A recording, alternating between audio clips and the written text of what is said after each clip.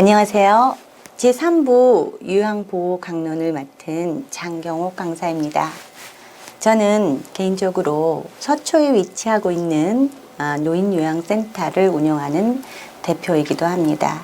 자, 여러분들이 요양보호 강론에서 저와 같이 공부할 내용은 4가지로 구분되어져 있습니다. 첫 번째, 신체활동 지원. 두 번째, 일상생활 및 개인활동 지원. 세 번째, 의사소통과 정서 지원.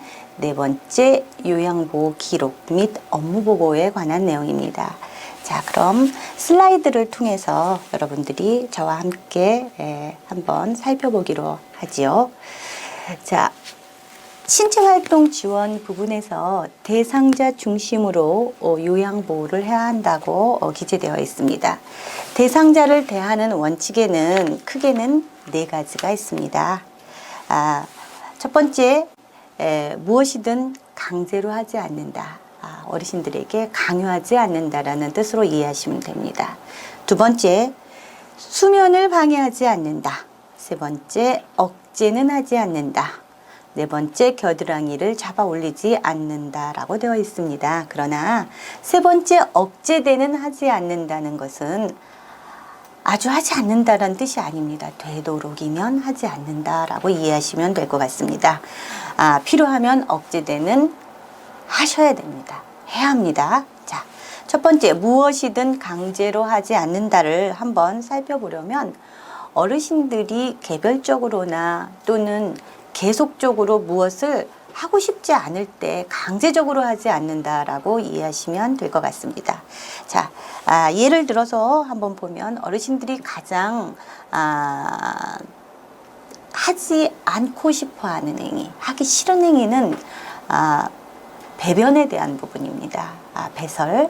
그래서 되도록이면은 화장실을 가고 싶은데 화장실 가지 못하게 하고 침대에서 기저귀를 차게 하거나 아니면은 내려와서 간이변기를 사용하게 하는 경우, 그 같은 경우라고 이해하시면 됩니다. 그럴 때 어르신은 누구 앞에서 배변을 하기 위해서 바지를 내린다거나 치마를 벗거나 이러는 걸 보여드리고 싶지 않은데 화장실 가고 싶은데 그냥 하라고 하는 경우가 그 경우일 것 같습니다.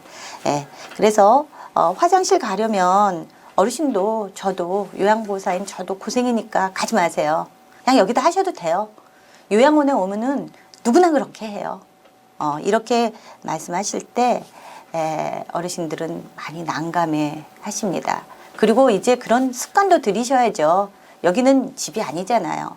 이렇게 말씀하실 때 어르신들이 다들 그렇게 하고 있으니까 나도 그렇게 해야지 되는구나 라고 할 때 그 부분에 대해서는 대상자를 대하는 원칙에 우리가 강제로 하지 않는다라는 부분에 크게 위배되는 행위입니다. 두 번째, 수면을 방해하지 않는다라고 되어 있습니다. 어르신들은 수면을 깊은 숙면을 취하시기 어려우십니다. 그래서 가끔씩 요양원에서는 보면 이렇게 소파에 앉아서 이렇게 깜빡깜빡 조시는 분 어르신들이 많습니다. 어르신 침대 가서 쉬세요. 그러면 나 앉아. 내가 언제 잤다고 이렇게 말씀들 많이 하세요. 그런데 그래도 그 쪽잠이라도 조금씩 주무시게 하는 거는 제가 생각하기에 저는 괜찮다고 생각합니다. 이렇게 나른한 오후에 비타민 D 합성도 하면서 그럴 때 그 숙면을까지는 아니지만 쪽잠을 방해하지 않는 그러한 것은 좋다고 저는 생각합니다. 또는 수면을 방해하지 않는 부분에서 한 가지 제가 말씀을 좀 드리고자 하면 배회하시는 어르신이거나 또는 우울감이나 또 밤에 깊은 잠을 주무시지 못하는 경우에 약간의 수면 유도제를 쓰기도 합니다. 그러나 그거와는 별개로 그런 유도제를 쓰거나 그러면 인지에 문제가 있는 것이 아니라 행동에 문제가 생겨서 낙상을 하기 쉽습니다. 그래서 그 부분에서는 수면을 방해하지 않기 위한 부분도 있지만 어르신들은 낙상과 관련한 부분들도 안전사고와 긴밀한 관계가 있기 때문에 주의하시기 바랍니다.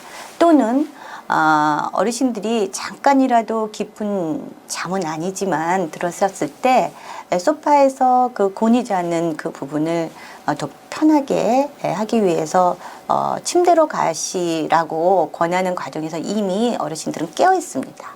그러니까 그와 비슷한 예로 기저귀가 젖었는지 한 번씩 확인하는 시간들이 있습니다. 그렇지만 주무실 때는 조금 다른 거 먼저 하고 있지 않는 범위 내에서 어르신이 깨어있을 때 또는 이렇게 그럴 때 한 번씩 점검하는 것도 저는 괜찮다고 생각합니다.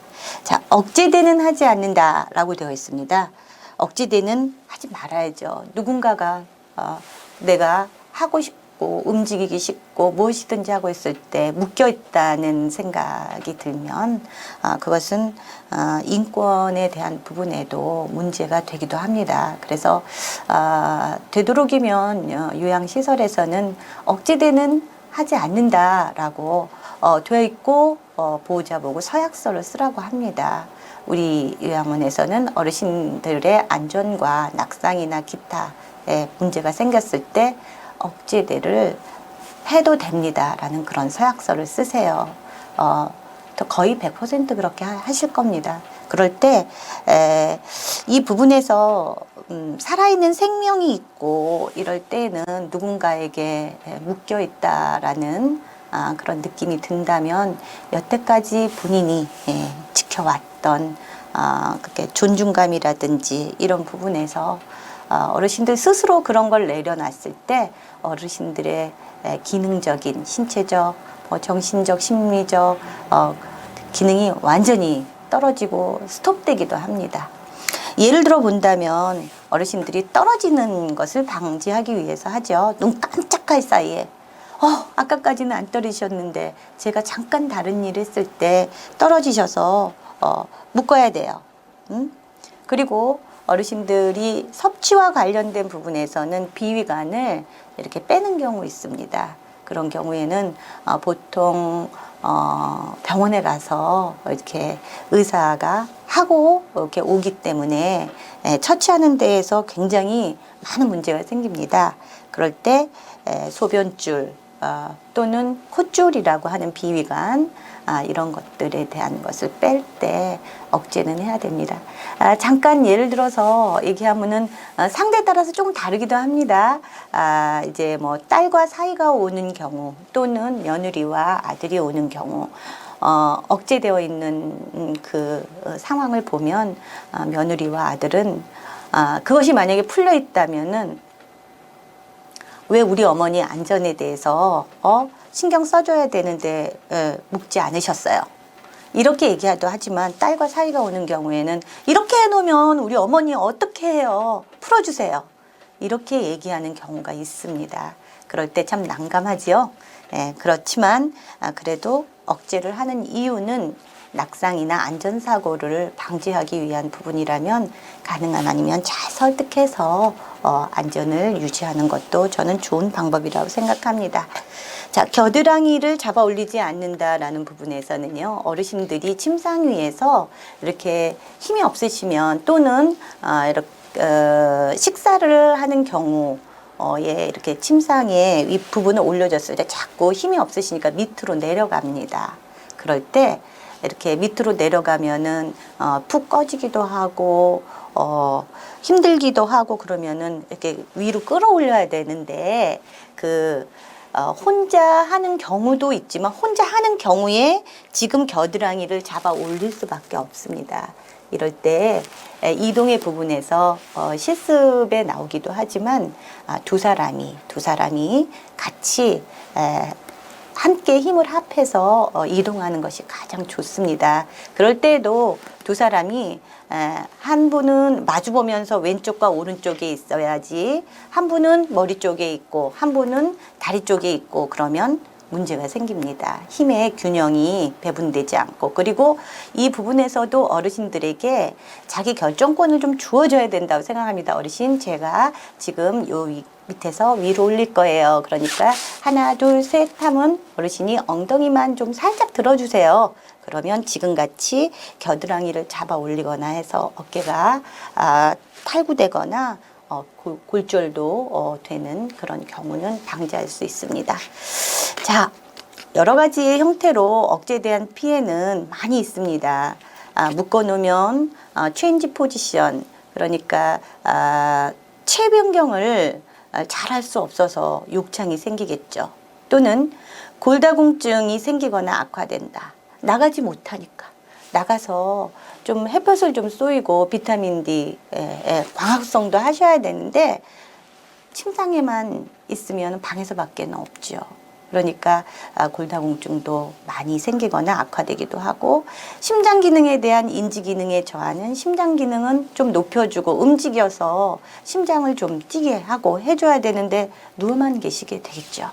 또는 인지 기능에 대한는 벌써 나는 아무것도 할 수 없고 시키는 대로만 해야 되니까 자기의 선택권도 없어지니까 저하가 일어나고, 관절이 굳거나 근육이 움직이지 않아서 근력을 떨어진다는 것은 뭐 틀림없는 규정 사실이죠. 네, 다음 슬라이드 보겠습니다. 대상자를 대면하기 위한 옳은 방법은 여러 가지가 있습니다. 옳지 않은 방법도 많습니다. 그러나 우리는 옳은 방법은 지향하되 옳지 않은 방법은 지양해야겠죠. 자, 옳은 방법에 대해서는 어르신들하고 눈높이를 갖춰야 됩니다.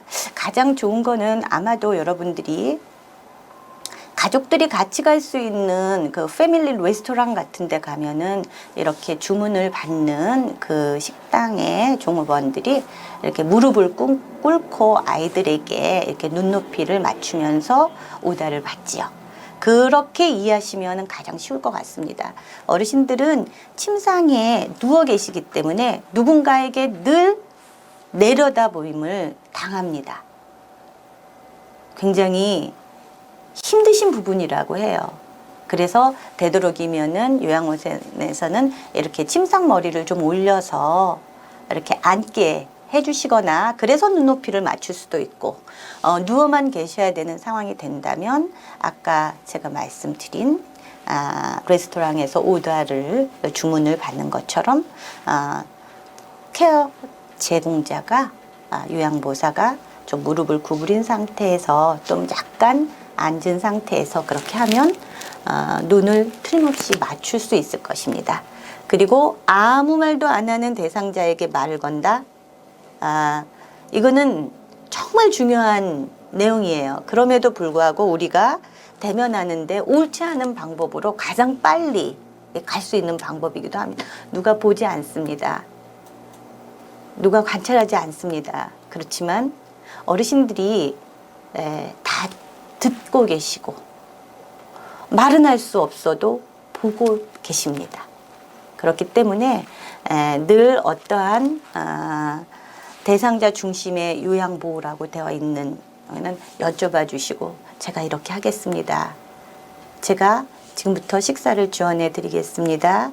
제가 지금부터 기저귀를 갈아 드리겠습니다. 조금 불편하시더라도 조금만 이해하시고 참고 계시면 좋겠습니다. 이렇게 얘기해 주면 어르신들이 끄떡이기도 하시고 웃어주시기도 하시고 그렇습니다. 그리고 항상 긍정적 문장으로 이야기한다라는 건 굳이 설명드리지 않겠습니다.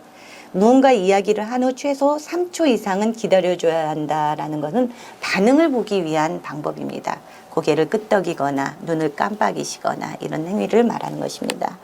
봐야 할 것을 눈높이에서 보여주면서 말을 한다. 이거는 뭐 예를 들어서 뭐 어떠한 그 어르신들에게 확인 작업을 하거나 기타 뭘 사용해야 할 때거나 이럴 때 말씀드리는 방법이기도 합니다. 피부의 넓은 면적이 닿게 만져야 한다라는 거는요. 이렇게 손으로 만지더라도 손끝으로 만지지 않고 손 바닥이나 아니면은 특히 이 겨울이 되면 요양보호사들은 물을 많이 만지기 때문에 손이 차가울 수 있습니다. 그럴 경우에 손 바닥보다는 손 등이 조금 따뜻합니다. 그래서 이렇게 해서 그렇게 만져주시는 걸 의미합니다. 자, 그러니까 제 생각에는 언어적인 소통도 있고 비언어적인 소통도 있지만 이렇게 비언어적인 소통을 많이 쓰시면은 어르신들에 대한 대상자 대면하기에 옳은 방법이라고 생각을 합니다. 그리고 느리더라도 부축하지 말고 가급적 혼자 움직여야 한다. 이거는 잔존 능력을 활용해 주기 위한 대단히 좋은 방법입니다. 자, 그렇다면 이번에는 다음 슬라이드인데요. 옳지 않은 방법에 대해서는 어떤 것이 있는지 한번 살펴보기로 할까요? 그런데 옳지 않은 방법에 대한 슬라이드에는 없지만 제가 생각나는 몇 가지를 말씀드리고 합니다.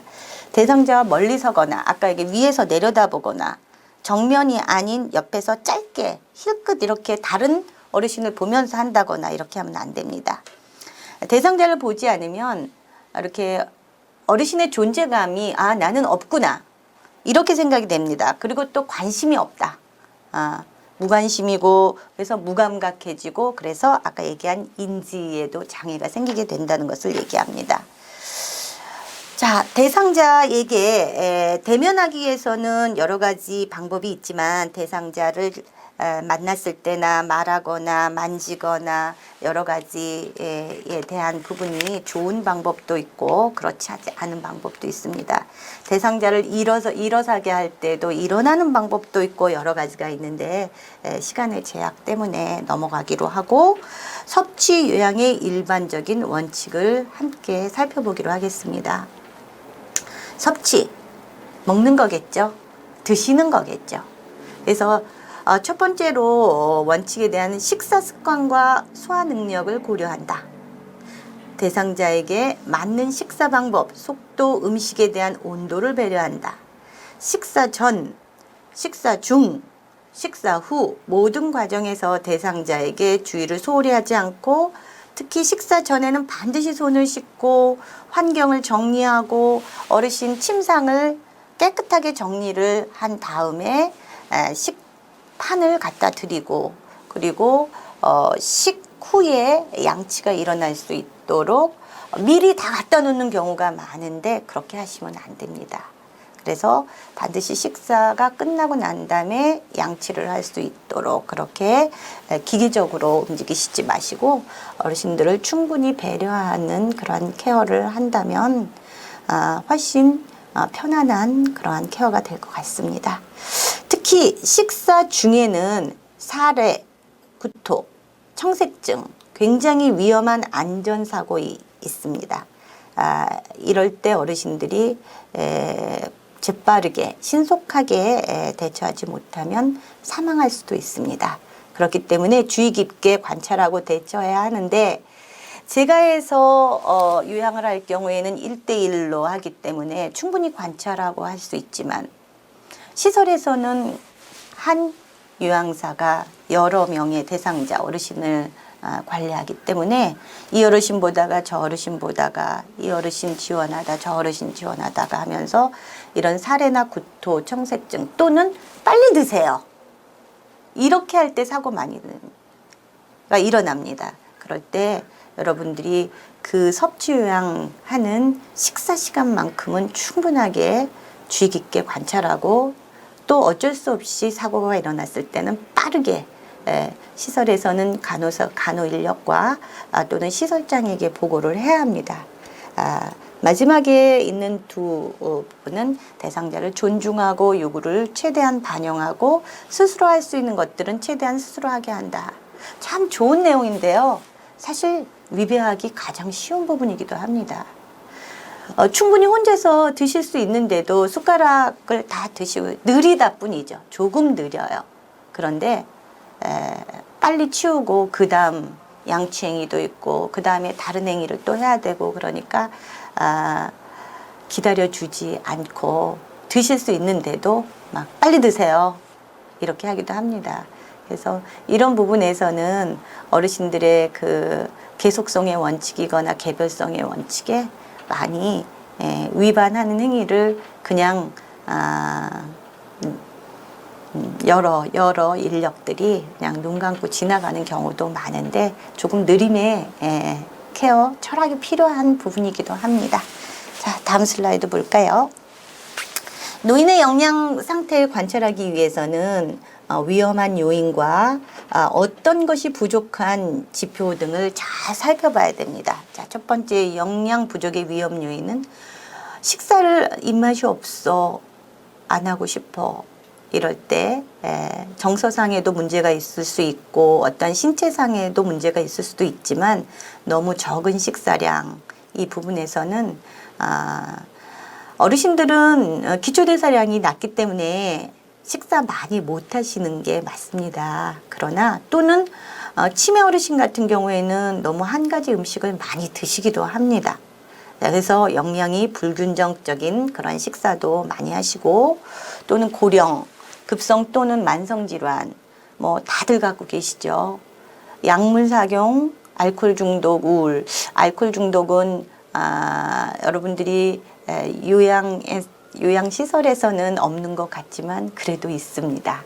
가끔씩 이렇게 침상 밑에 막걸리 숨겨놓고 그거 드시고, 또는 요양사님들에게 한 잔 권하기도 하고, 이런 경우가 있기는 하지만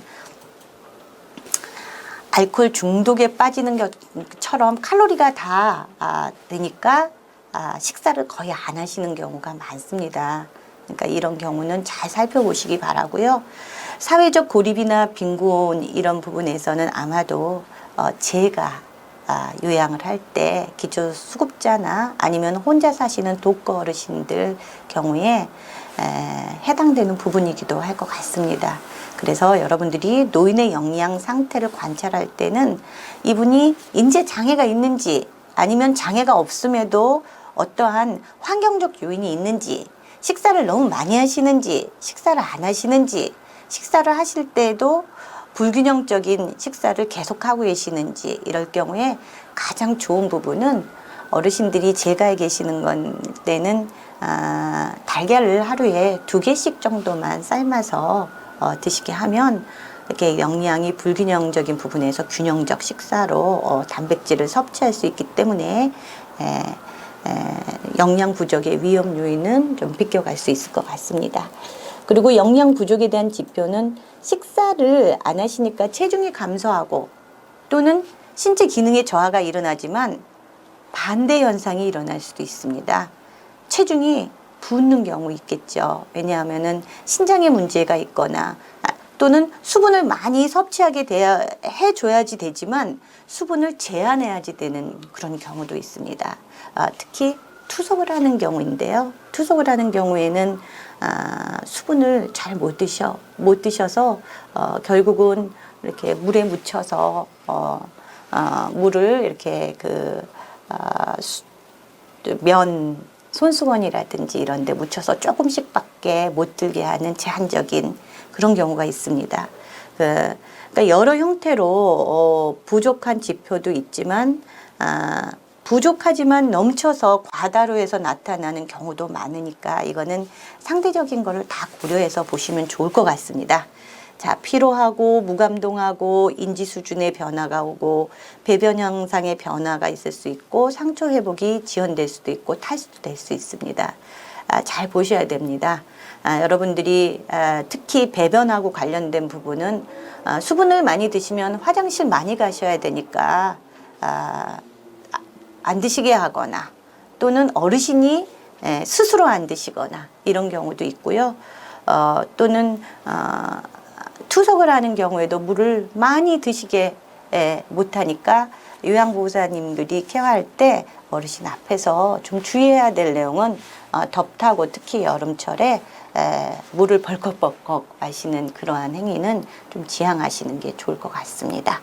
자, 다음 슬라이드를 보면 식이의 종류에는 여러 가지가 있습니다. 화면에는 일반식, 잘게 썬 음식, 갈아서 만든 음식, 또는 유동식 이렇게 있습니다. 그러나 맨 처음으로 말씀드리는 일반식에는 치아에 문제가 없고 소화 잘 할 수 있는, 그런데 어르신의 대부분의 어르신들은 소화 잘 못합니다. 그러니까 그런 경우에는 그냥 일반식을 드리면 됩니다. 영양이 골고루 갖춰진. 잘게 썬 음식에서는 치아가 적어서 씻기는 어렵지만 나름대로 이렇게 연하 넘기는데 곤란하지 않는 그런 경우에 잘게 썰어서 제공하는 것도 좋습니다. 다만 갈아서 만든 음식을 할 때는 좀 문제가 있습니다. 뭐가 섞여 있는지 몰라요. 그래서 어떤 좋은 요양원, 나쁜 요양원 이렇게 얘기하고 싶지는 않습니다. 그러나 이제 누른밥 같은 경우에는 찬밥이죠. 찬밥 같은 경우에 누룽지를 만들어서 지금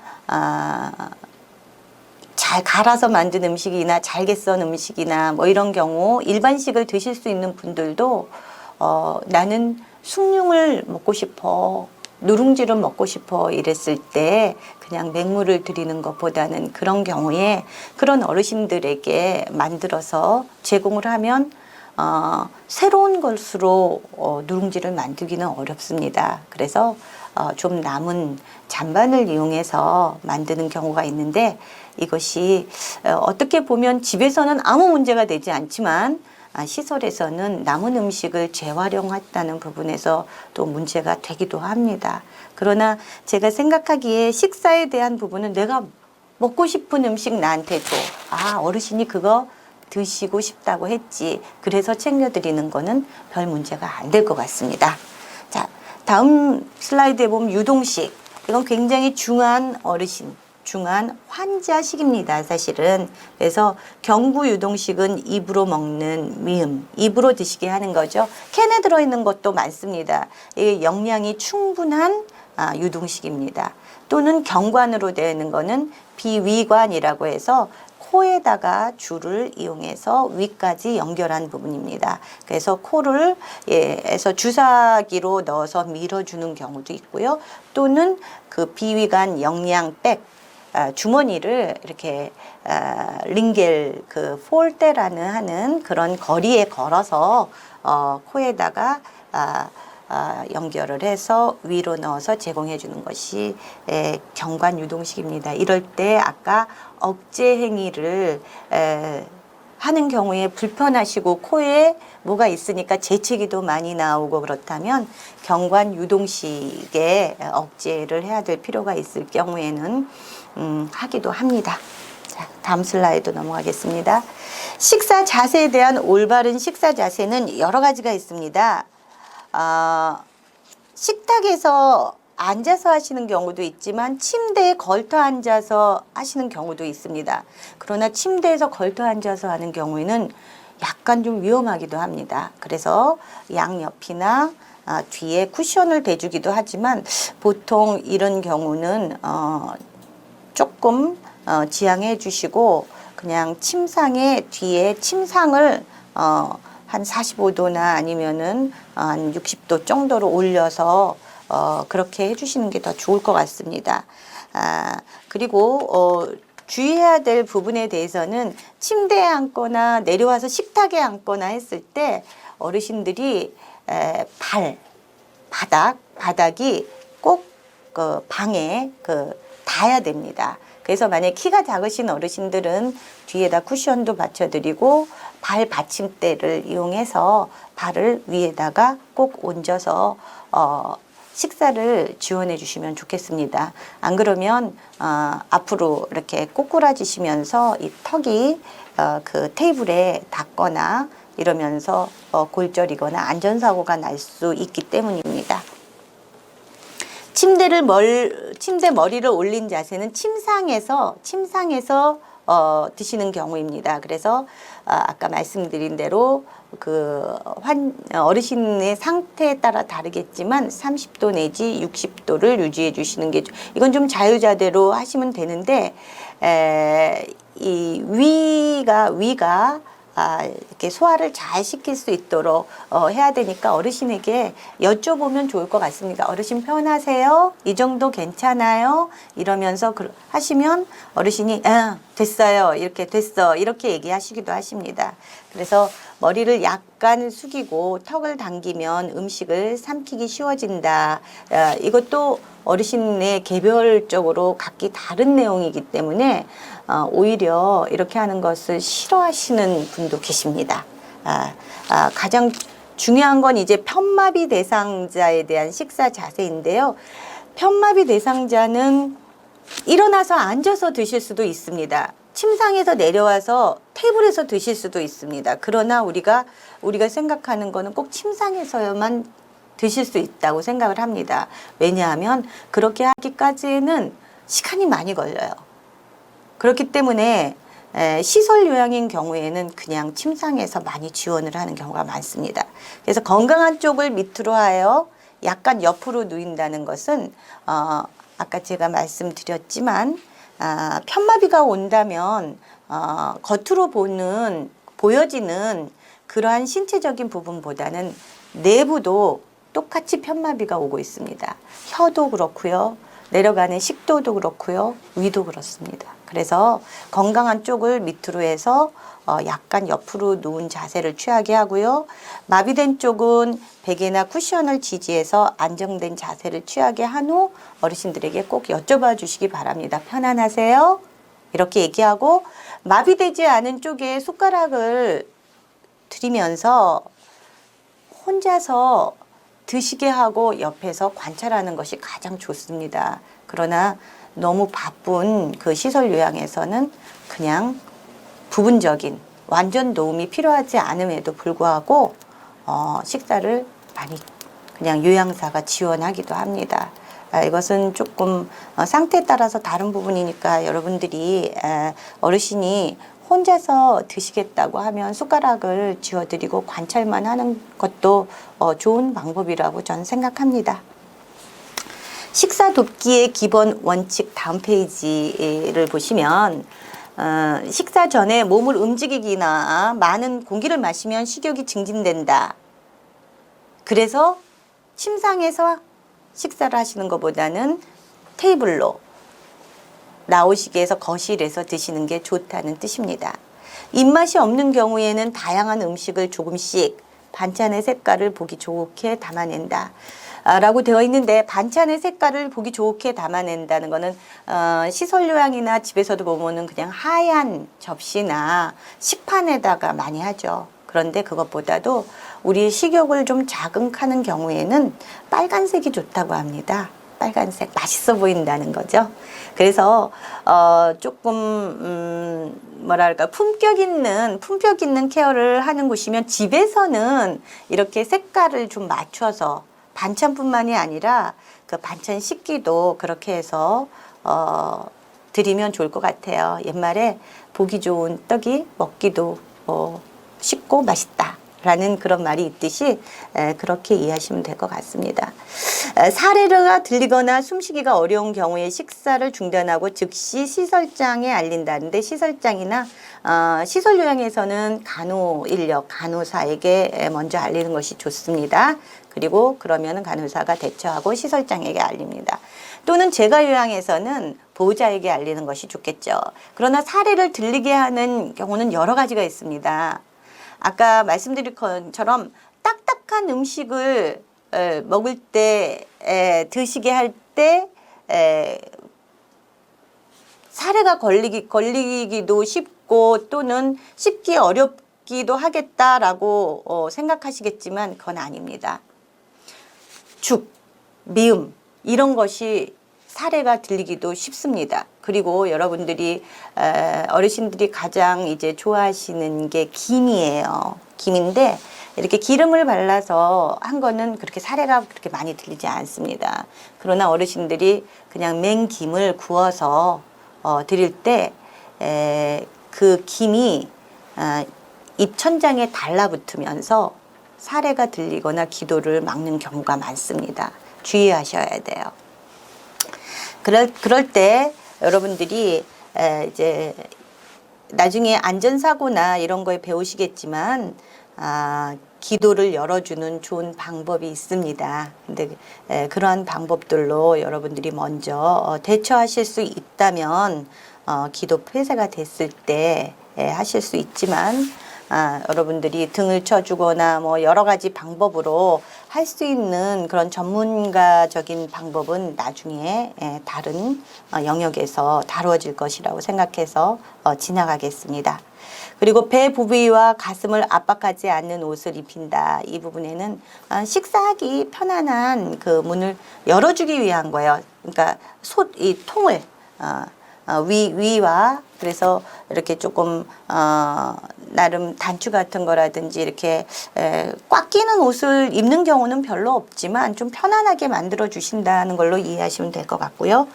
국이나 물, 차 등으로 먼저 목을 축이고 음식을 먹게 한다, 드시게 한다. 그래서 먼저 물을 좀 드셔보시죠. 어르신 국을 좀 한번 조금 드셔보세요. 이렇게 유도를 하는 것도 좋을 것 같습니다.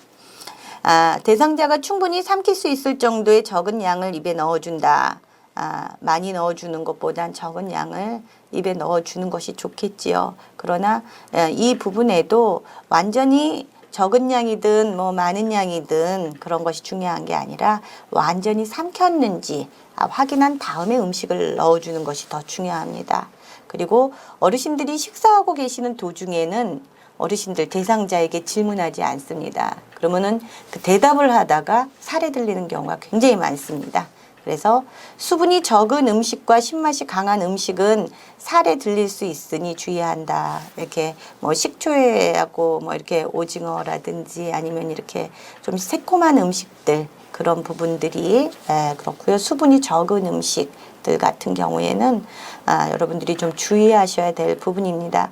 자, 그리고 기본 원칙과는 별개로 어르신들이 드시면은 안 되는 알러지가 있는 그러한 음식이라든지 선호하지 않는 음식들이라든지 이런 부분에서는 여러분들이 소통을 하신 후에 어르신들에게 맞게끔 식사를 지원하시면 되겠습니다.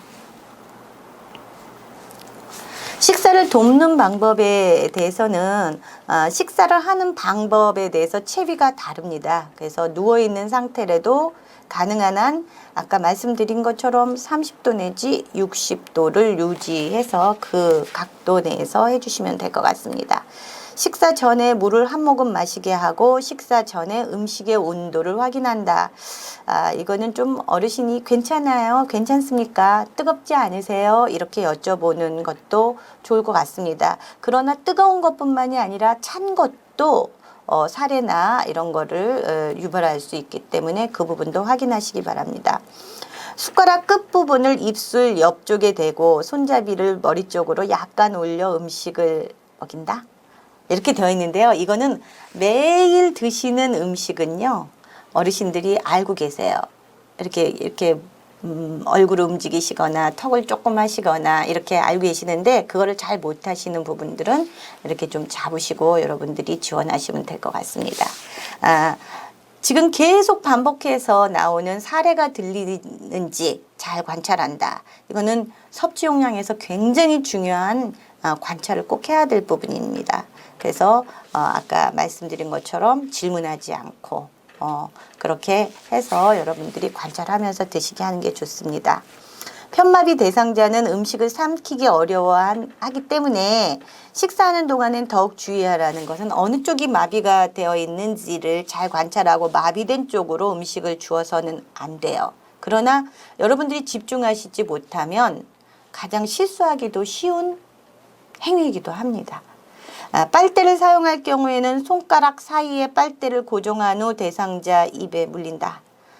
이거는 그냥 아무렇게나 해도 괜찮습니다. 이 부분에는 다만 위생적인 부분에서 어르신이 할 수 있으면 어르신에게 하시게 할 수 있습니다. 한쪽이 마비이고 한쪽이 건강한 측이면 어르신이 받아서 당신이 편한 대로 사용할 수 있습니다.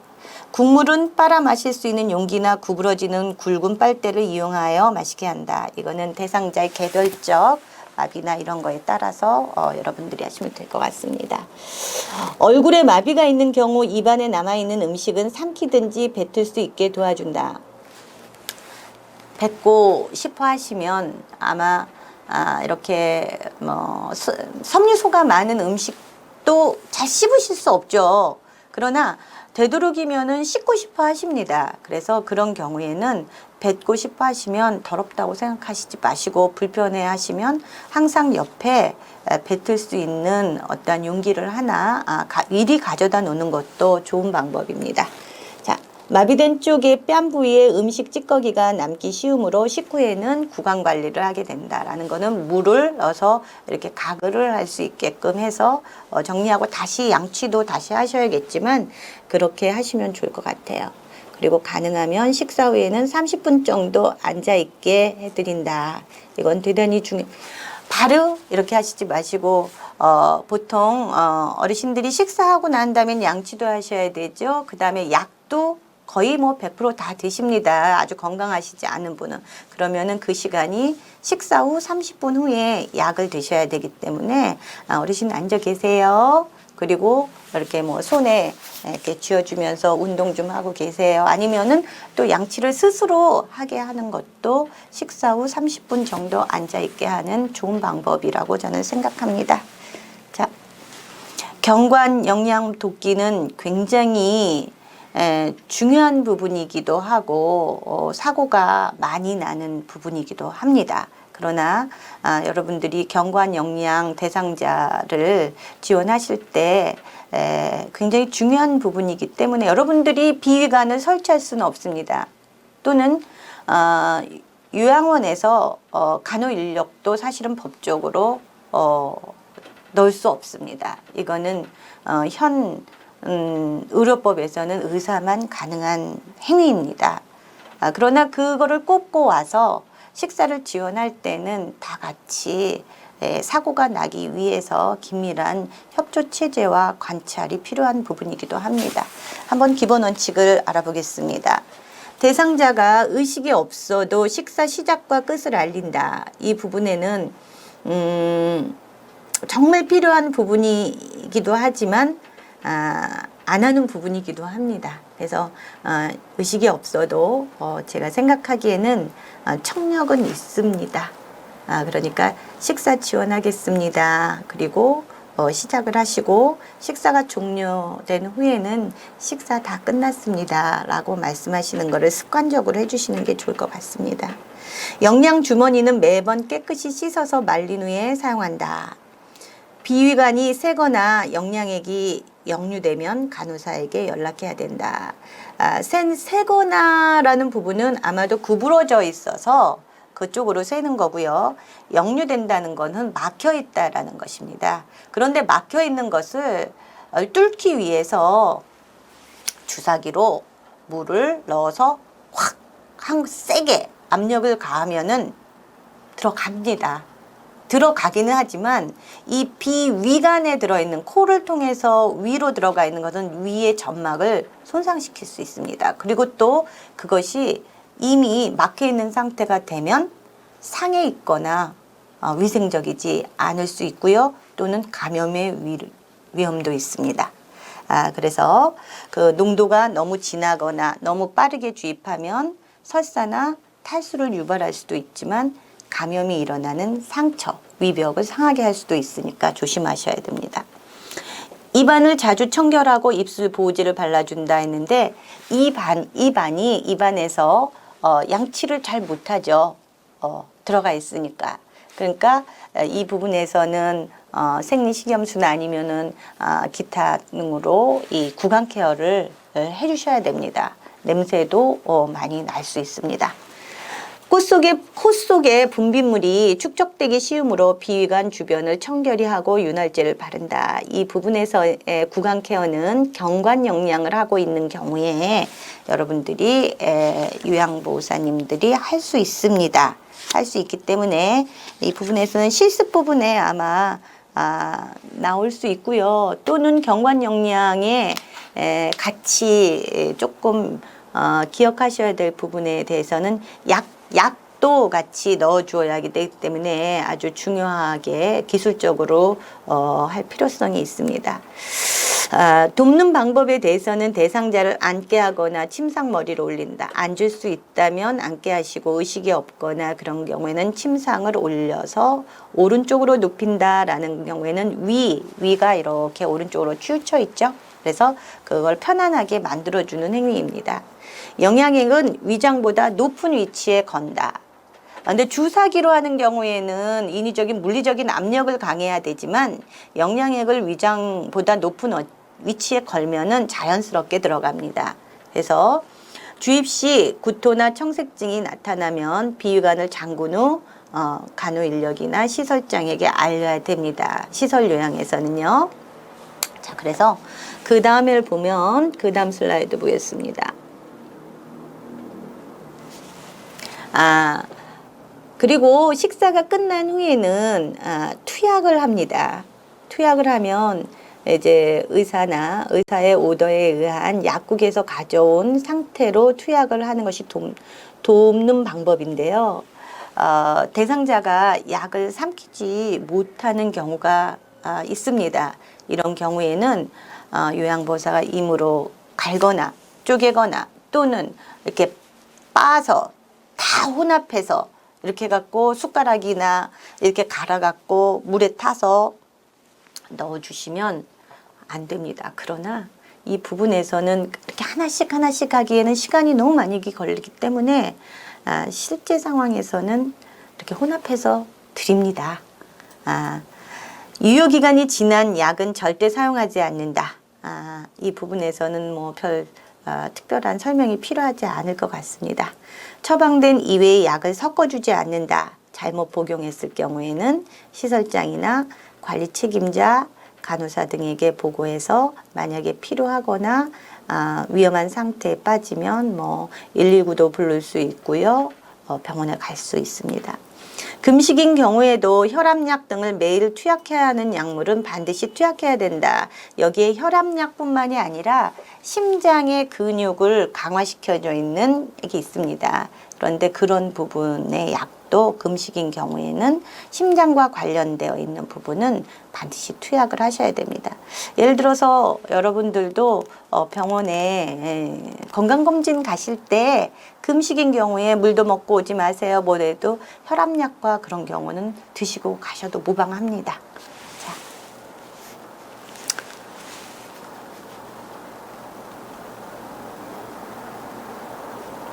경구약, 입으로 드실 수 있는 약이죠. 경구약에는 가루약과 알약이 있습니다. 가루약은 이미 가루로 되어 있는 것을 물에 녹여서 드시게 하거나 바늘을 제거하고 난 다음에 주사기에다가 넣어서 천천히 그렇게 입 안으로 조금씩 주입해서 드리면 됩니다. 알약인 경우에는 약병에서 약뚜껑으로 옮긴 후에 손으로 간다. 이렇게 되어 있지만 이거 순서를 그냥 잘 안 지키는 경우 많은데 원칙이니까 한번 살펴보겠습니다. 손으로 만진 약은 다시 약병에 넣지 않도록 한다. 그런데 요즘에는 다 이미 약국에서 그 종이에 이렇게 그 포장이 되어서 매회 이렇게 약을 드실 수 있게끔 편하게 만들어져 있습니다. 이거는 예전에 이렇게 하나씩 이렇게 그 약통에 30일치 이렇게 있는 경우를 얘기하는데요. 요즘에는 편리하게 다 나와 있습니다. 그러니까 여러분들이 잘 보시고 지원하시면 될 것 같습니다. 약의 개수가 많은 경우에는 두세 번에 나누어 투약한다. 이거는 사례, 이물질 사고 때문에 그렇습니다. 그리고 여러분들이 좀 조심해야 될 부분이 있는 경우에 이렇게 약이 아니고 뭐라 그럴까요? 그 오메가라든지 이런 부분에 좀 큰 필로 되어 있는 이렇게 길게 되어 있는 그런 것이 있습니다. 그런데 그런 약은 드시게 되면은 이 식도벽에 붙을 수 있어요. 그래서 어르신들에게 약과 함께 이렇게 물을 드릴 때 보면은 따뜻한 물도 안 됩니다. 사실은 상온에 있는 미온수라고 얘기해요. 그게 따뜻한 게 들어가면은 녹으면서 식도에 붙으면서 이렇게 길게 내려가야 되는 게 옆으로 붙으면 이물질 사고 날 수 있습니다. 주의하셔야 돼요. 그래서 약의 흡수가 잘 되도록 충분히 물을 준다라고 되어 있습니다. 또는 다음 슬라이드입니다. 물약은 뚜껑을 열어서 뚜껑의 위가 바닥으로 가도록 놓고 계량컵으로 눈높이를 들고 처방된 약만큼 따른다. 이거는 아마 뚜껑의 위가 바닥으로 이렇게 엎어놓지 않고 이렇게 제쳐놓는다는 얘기인데 감염을 방지하는 이유인 거로 알고 있습니다. 자, 약을 따르기 전에 약물을 흔들어서 섞고 색이 변하거나 혼탁한 약물은 버린다. 이런데 물약은 보통 상온에 보관하기는 하나 만약에 필요하다면 냉장 보관하는 것도 권해드리고 싶습니다. 라벨이 붙은 쪽을 잡고 라벨의 반대쪽 방향으로 용액을 따라서 정확한 용량으로 물약을 준비하셔야 됩니다. 뭐 조금 넘으면은 오버해도 괜찮겠지? 이렇게 하면 사실은 안 됩니다. 그러니까 정확하게 하시면 좋을 것 같습니다. 병 뚜껑을 닫기 전에 입구를 깨끗하게 닦고 약의 용량이 적을 때는 바늘을 제거한 주사기를 이용해서 복용하게 한다. 이렇게 되어 있는데 여러분들이 이렇게 교재에 나와 있는 것처럼 이렇게 하시기에는 좀 제약점과 한계가 많겠지만 그래도 정확하게 한다라고 해야 한다라는 것을 기억하시기 바랍니다. 다음은 안약. 이렇게 물로 되어 있는 안약도 있고 그 다음에 연고로 되어 있는 안약도 있습니다. 그래서 안약을 넣기 전에는 멸균된 솜으로 눈 안쪽에서 바깥쪽으로 닦아준다. 이렇게 되어 있는데 사실 멸균된 솜을 찾기는 아주 어렵습니다. 약국에서 멸균된 솜이라고 나와 있지만 그거를 여는 순간 멸균된 상태가 아닙니다. 그러니까 여러분들이 그냥 멸균된 솜보다는 그냥 만약에 필요하다면은 집에서 할 경우라든지 그러면은 하기 전에 뜨거운 다리미로 제일 높은 온도로 해서 한번 이렇게 눌러서 멸균된 것을 가깝게 그렇게 해서 하셔도 될 것 같습니다. 눈 안쪽에서부터 바깥쪽 이건 굉장히 중요합니다. 이건 꼭 원칙적으로 지키셔야 되는 부분입니다. 그래서 결막낭을 노출한다 이렇게 되는데 이렇게 눈꺼풀을 이렇게 아래로 이렇게 잡아당기면은 하안검이라고 되어 있죠. 잡아당기면은 중앙이나 외축으로 1cm에서 2cm 높이에서 용액을 투여한다. 그러면은 이렇게 앉아 있거나 누운 경우가 될 수 있는데 누운 경우에는 자연스럽게 이게 가능합니다. 그러나 앉아 있는 경우에는 약간의 고개를 뒤로 이렇게 보내면은 여러분들이 쉽게 할 수 있습니다.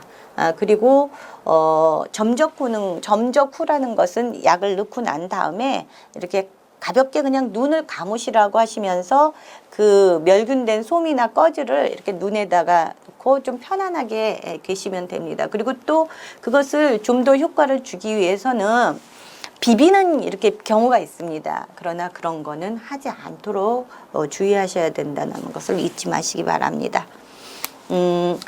귀에 넣는 귀약 투여에 대한 부분은요. 치료할 약을 넣어야 할 귀를 위쪽으로 해서 이렇게 잡아당기면서 편안한 자세를 취하게 하면 됩니다. 그러나 보통 귀약인 경우에는 앉아서 하면은 다 그냥 주르륵 이렇게 흘러나옵니다. 그러니까 그냥 눕게 하셔서 이렇게 한쪽을 넣어야 할 곳을 이렇게 그러한 체위를 만들어 주시면 좋을 것 같습니다. 면봉에 용액을 묻혀서 귀 밖이 외이도를 깨끗이 닦는다 이렇게 되어 있습니다. 그러나 이 경우에 이런 행위를 잘 안 하는 경우 많습니다. 그냥 손으로 약병을 따뜻하게 하거나 온수에 잠깐 담근다. 금상첨화이네요. 그러나 이것도 잘 안 하는 경우가 있지만 원칙이니까 한번 살펴보겠습니다. 그래서 귀바퀴를 이렇게 후상방으로 위를 이렇게 잡아당기면은 45도로 위쪽으로 잡아당기면은 약물 투여가 쉽게 쉽게 됩니다. 그래서 앉아서 하는 경우보다는 이렇게 누워서 하는 경우가 정확하게 안까지 들어갈 수 있습니다. 그래서 점적한다라는 건 떨어뜨려 준다라고 이해하시면 되고요. 귀 입구를 잠깐 동안 부드럽게 눌러줘도 귀는 상관없습니다. 그러나 눈은 눌러주지 마십시오. 그래서 약 5분 동안 누워 있도록 한다. 작은 솜을 10분 내지 15분 내지 20분 동안 귀에 느슨하게 끼워 놓았다가 제거한다 라고 되어 있는데요. 만약에 깨끗하다면은 그것을 이렇게 수영장에서 쓰고 있는 귀마개 그거를 꺼스에다가 이렇게 해서 해줘도 이 부분에는 무방할 것 같습니다. 자, 귀약 투여하고 주사 주입을 돕기 위한 방법도 있는데요. 이 부분에는 여러분들이 수액 세트, 그러니까 쉽게 얘기하면 링겔이라고 이해하시면 되는데요. 이 부분에서는 시설에서는 일어날 수 있는 부분이지만 여러분들은 관찰과 관련한 부분만 해주시면 됩니다. 정말 주의해야 될 내용은 속도 조절입니다. 속도는 보통 우리의 심장이 60 내지 80으로 뛰고 있기 때문에 1분에 그 점적수 이렇게 떨어지는 그 방울이 그 정도로만 유지하면 됩니다. 그러나 이렇게 혹시 임종을 앞두고 계시는 그 부분의 주사 주입에 대해서는 알부민 같은 것도 맞을 수도 있지만 이거는 굉장히 천천히 들어가야지 되는 그러한 주사액입니다. 그래서 여러분들이 보시기에는 아마도 관찰 정도를 떠나서 간호사가 지원하고 관찰하고 이런 부분에서는 여러분들이 사고가 나지 않도록 빠져 있는지 그런 것만 보시게 되면 될 것 같습니다. 그리고 수액병은 항상 심장보다 높게 이렇게 들어 있어야 되고 화장실에 갈 때 피가 역류해서 나오지 않는 그 정도로 관찰해 주시면 될 것 같고요. 특히 주사액을 종료 다 끝나고 난 다음에 바늘을 제거한 후에는 1, 2분간 이렇게 눌러주셔야 됩니다. 특히 혈액 응고제를 쓰고 있는 피가 묵죠. 잘 안 되는 경우에는 1, 2분이 아니라 대단히 오랫동안 눌러주셔야 됩니다. 그래서 절대로 비비지 않고 그러면은 혈관이 다 이렇게 뭐라 그럴까요? 그거를 의학용어로는 콜랍스라고 얘기를 하는데요. 이렇게 찢어진다 이렇게 찢어진다라고 보다 새는 거죠. 그래서 퍼렇게 되죠, 여러분들. 그래서 그런 거 하지 말고 꼭 이렇게 눌러주시기 바랍니다. 약을 투입하는 경우를 살펴봤고요. 다음 슬라이드는 약 보관인데요. 약은 변질되지 않아야 됩니다. 그리고 효과가 유지되려면은 그 약 용기에 명시되어 있는 보관법이 있습니다. 그래서 그거를 안전하게 보관하려면은 몇 가지 주의사항이 있는데 주의사항을 한번 살펴보면 어르신들 손에는 닿지 않는 곳에 보관해야 된다고 되어 있어요. 그러나 어르신들 스스로가 이 약을 드실 수 있다면 손에 닿는 곳에 보관해야 되겠죠. 이 경우에는 치매 어르신에 대한 부분이라고 생각하면 될 것 같습니다. 또는 아동 집에서 손자, 손주가 있거나 특히 반려동물인 강아지나 고양이들 이런 경우에 를 주의해서 닿지 않게 하라는 것으로 이해하면 될 것 같습니다. 유효기간이 지난 약물은 폐기해야 되는데 조금 지났으니까 먹어도 돼. 이렇게 얘기하시는 분들도 있어요. 그래서 그런 부분에 대해서는 원칙을 꼭 준수하시기 바랍니다. 특히 치매 대상자의 약은 안전한 곳에 보관을 하고 가능한 아니면 보호자나 아니면은 전문 관계자들이 열고 닫고 할 수 있도록 잠금 장치를 꼭 하셔야 될 것으로 저는 생각합니다. 알약, 햇빛을 피해 꼭 서늘한 곳에 보관하라고 되어 있습니다. 원래 약 용기에 넣어서 건조한 곳에 보관한다. 가루약, 변질되기 쉬우므로 물기가 없는 숟가락을 사용한다라고 되어 있습니다. 여러분들 요즘에는 이렇게 약 병에 들어있는 경우에는 보관하기가 사실 더 쉽습니다. 그러나 이렇게 종이, 약국에서 올 때 하루에 3번씩 이렇게 해서 다 종이에 이렇게 되어 있습니다. 그렇기 때문에 제대로 보관하지 않는 경우라 하면 어떤 경우냐 하면 여름에 장마가 지거나 아니면은 제가에 계신 분들은 지하에 곰팡이가 많이 있거나 습기가 많은 곳에 하게 되면은 쉽게 변질되거나 상할 수 있습니다. 그래서 주의하시기 바랍니다. 가루약은 특히나 더 변질되기 쉽습니다. 그래서 물기가 없는 숟가락이라고 하니까 그냥 나무로 된 숟가락이나 아니면은 뭐 플라스틱을 이용하시는 것도 좋을 것 같습니다. 실업제, 물약입니다. 이렇게 서늘한 곳에 직사광선을 피해 보관하고 오래된 물약은 색깔이 좀 변하거나 밑에 이렇게 앙금이 있거나 그러면은 하지 마시고 폐기하시는 게 좋습니다. 깨끗한 플라스틱과 계량컵에 의해서 정확한 양을 드시게 하는 게 좋습니다. 그리고 약을 용기에서 그냥 바로 병에서 입안에 요 정도면 되겠지 그러고 입안에 이렇게 확 쏟아넣는 그런 행위는 절대 하면 안 됩니다.